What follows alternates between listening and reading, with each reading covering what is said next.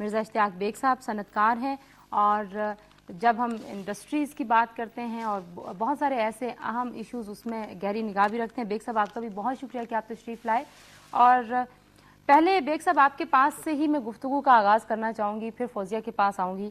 آج پی آئی اے کے حوالے سے جو میٹنگ ہوئی ہے، آپ کو لگتا ہے کہ یہ ایک ضرورت تھی اس وقت؟ جتنا آپ نے ابھی ہم پروگرام شروع کرنے سے پہلے آپ حج کی بات کر رہے تھے، عمرے کا رش ہوتا ہے، حج کا رش ہوتا ہے.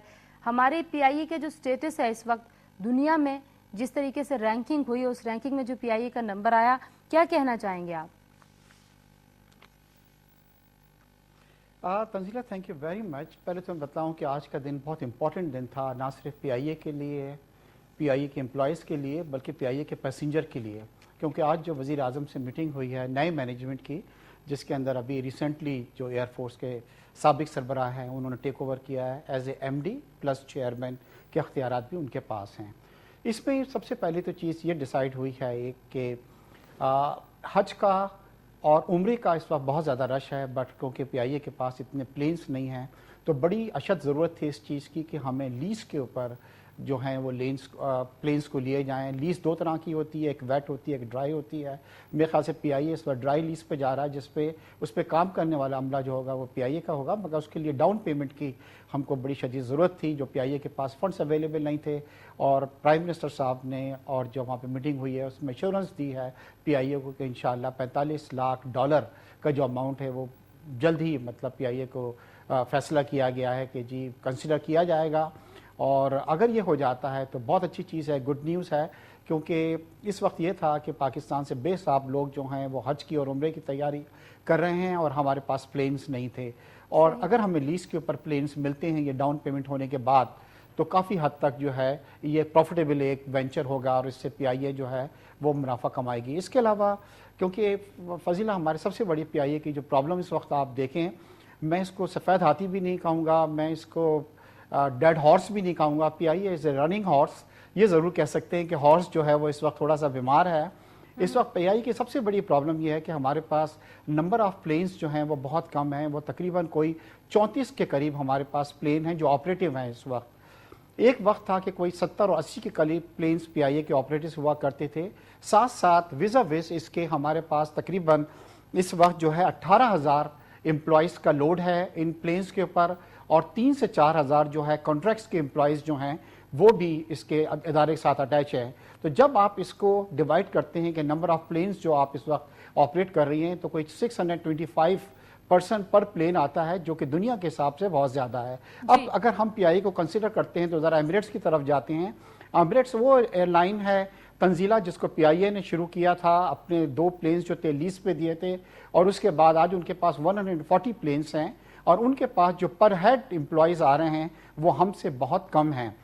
ابھی ہماری سب سے بڑی پرابلم یہ آ رہی ہے کہ ہمارے پاس ایشو کا حصہ ہے وہ اپنے قومی ریاستی اداروں کے ساتھ ڈائریکٹلی لنکڈ ہوتا ہے، لیکن ہم نے دیکھا کہ ایک مذاق سا بن گیا کہ ہر روز ہی کوئی نہ کوئی ایشو ہے جی، ہر روز ہی کچھ نہ کچھ ہو رہا ہے، اور لوگ ڈرنا بھی شروع ہو گئے.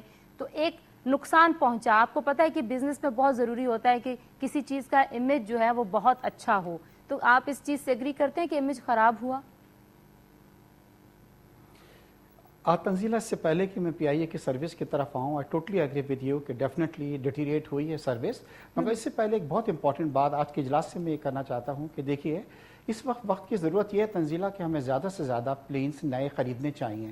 مگر پلین ہمیں اس لیے باہر سے ہم نہیں خرید سکتے کیونکہ ہماری بیلنس شیٹس جو ہے پی آئی اے کی it's not a very healthy balance sheet.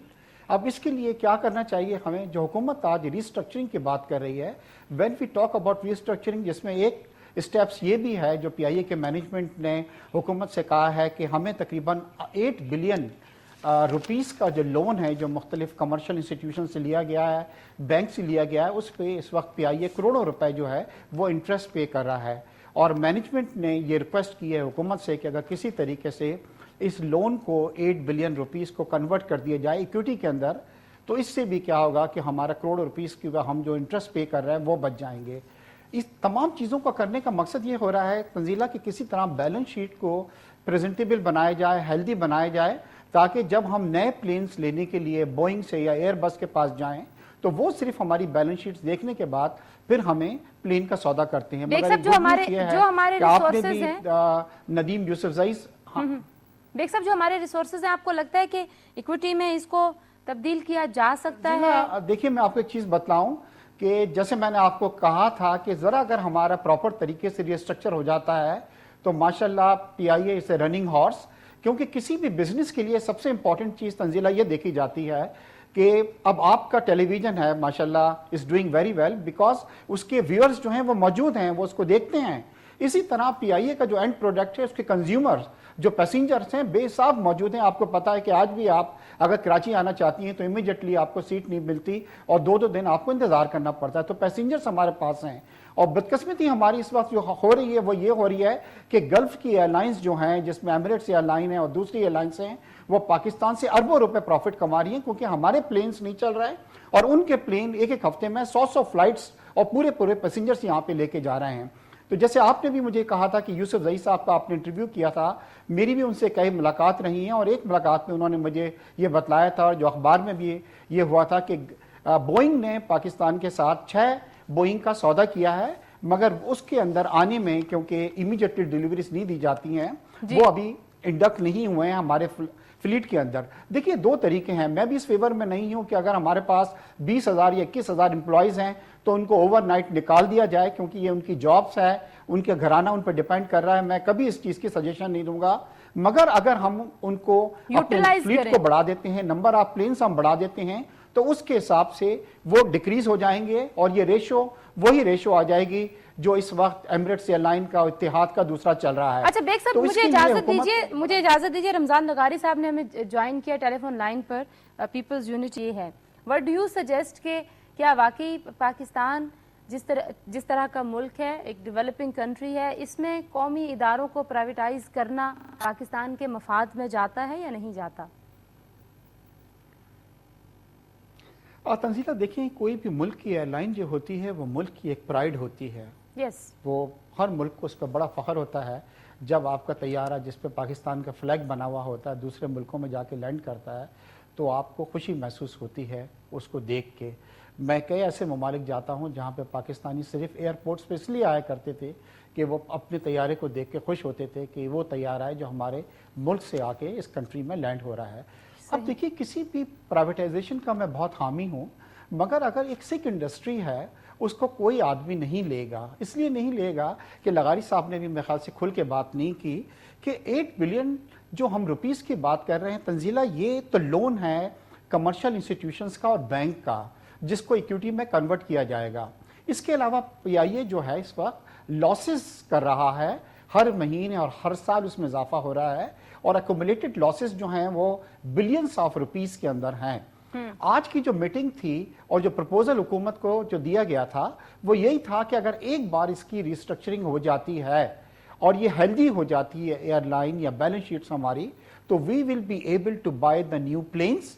तो फिर किसी को एतराज नहीं होगा, बोइंग को भी और एयरबस को, क्योंकि हमारी एक बैलेंस शीट्स जो होगी वो अभी उनको डर ये होता है कि अगर वो हम दे रहे हैं तो हम उनको किस तरह उसकी किस्त जो है वो पेश करेंगे। तो ये तो बात का फैसला है कि देयर आर एग्जांपल्स। बेग साहब, मुझे जरा तारीखी पस मंजर पे भी थोड़ी सी रोशनी आपसे मैं चाहूंगी कि आप डालें कि ये एयरलाइन जो कि प्रॉफिट मेकिंग भी करती थी, दुनिया की बेहतरीन एयरलाइंस में इसका शुमार होता था, जब उस वक्त इसको जैसे फौजिया ने कहा कि कुछ इश्यूज भी रहे हैं, कुछ फैसले ऐसे किए जाते रहे जिसकी वजह से सफ़र किया इसने, तो क्या वो एतमाद हो सकता है कि आप इतनी बड़ी अमाउंट है उसके लिए आप उनका सारा बोझ भी ले लें, जो रियासती इदारे को बेहतर करने के लिए हुकूमत जो है वो फंड्स भी फराहम कर दे, उसके बावजूद भी अगर, मैं खुदा न खास्ता कह रही हूँ कि अगर परफॉर्म नहीं कर पाता, आपको कोई ऐसी सिचुएशन भी लगती है? इंतजामी हवाले से पूछ रही हूँ कि जो इंतजामी ढांचा है, फाइनेंशियल इश्यूज़ की आप बात कर रहे हैं, बिल्कुल ठीक है कि रिस्ट्रक्चरिंग जो है वो फाइनेंसेस हैं उनको क्लियर करके वो जो बैलेंस शीट है उसको बेहतर करके हो सकती है। इंतजामी ढांचे को कैसे बेहतर किया जा सकता है? देखिए वसीला, आपने बहुत अच्छा सवाल किया और मैं भी इस पे आने वाला था कि मैं इस फेवर में नहीं हूँ कि हुकूमत इतना बड़ा अमाउंट रिस्ट्रक्चर करके और वो ये सोच रही है कि अब ये एयरलाइन जो है प्रॉफिट में चली जाएगी, कभी नहीं जाएगी।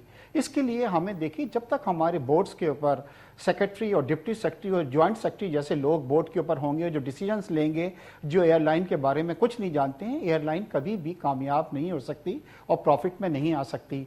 अगर हुकूमत इसको रिस्ट्रक्चर करती है तो एक बात को मेक श्योर करना होगा हुकूमत को कि बोर्ड जो है वो एक बाख्तियार बोर्ड बनाया जाए, उसमें प्राइवेट सेक्टर से और पब्लिक सेक्टर्स के लोग लिए जाएं और ऐसे नामी ग्रामी लोग लिए जाएं जो बड़ी बड़ी मल्टी